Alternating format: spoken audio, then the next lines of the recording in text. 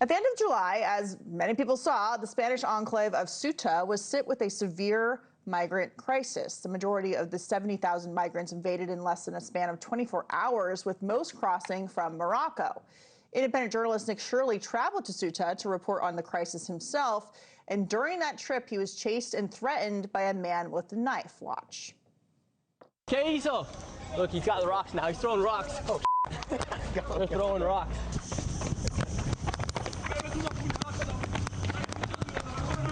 No.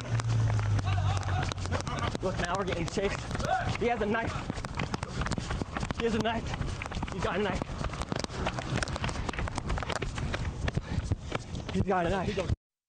Oh, man. Nick joins us now. Nick, we're glad you're here. We're glad that you're safe. Can you tell us about the moments leading up to that guy chasing you with a knife? Were you talking to him? Did he come out of nowhere?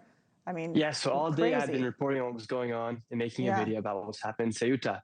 And literally the last place we wanted to visit was inside the town, to go inside the markets, to go talk to some of the people, the residents that were experiencing this influx of migrants. So we go to the market, and this is the first time the markets have actually been opened, because they were all closed. And so there's a line of people from Morocco also lined up trying to get food, and we're showing what's going on.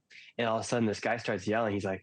He starts yelling in Spanish, like, cut the camera, and starts saying all these cuss words. And then they grab a bottle from the garbage, chuck it at us, misses, it explodes. Then he starts throwing rocks, and then he starts coming towards us, and he says, I'm gonna stab both of you, and starts pulling out a knife. And at that point, obviously we started to go on in a full-on sprint. Were there any police around? Did the military show up because of not just this, but the influx of these 70,000 people in 24 hours? Yeah, when I was there, the military was there and the police were there. Actually, after I had ran down to the bottom of the hill, we found a police officer, and they escorted us back up to our car, because it just happened to be that the spot we were parked was right next to the person who also wanted to stab us. So you were I mean, this is just harrowing watching you running away. I'm glad that the police were actually there to help you. You've talked to some of these migrants. What are they telling you that stands out to you about why they decided to go into to Spain? And then you also talked about to the Spaniards. So what are each of them saying about what's going on? Well, the migrants, they want to make it over to mainland Europe. They still have to cross over a sea to get into mainland Europe. So they all found out that this was their time to go. The Moroccan authorities even said, like, hey, go. They didn't stop them from trying to cross the border. And so now they're all inside of Spain, and their mission is to get over to mainland Spain. And the locals, they're obviously all very upset. And one word that one lady used that I thought was impactful, she said, we all felt powerless. We felt powerless because we saw these people come in. The military didn't do anything. The military was nowhere to be that first day they all came through. And as you see right there, 60,000 men came through. The gates were literally opened by the Spanish border patrol, and the Moroccan authority let all those people come through as well. So there was some coordination that had to have taken place, and it left all the people of Spain literally powerless.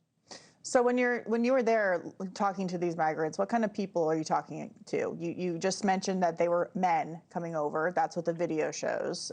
Did you see any families, any children with these men? They're all men from 21 to 28 years old. They're all Moroccan. They speak Arabic.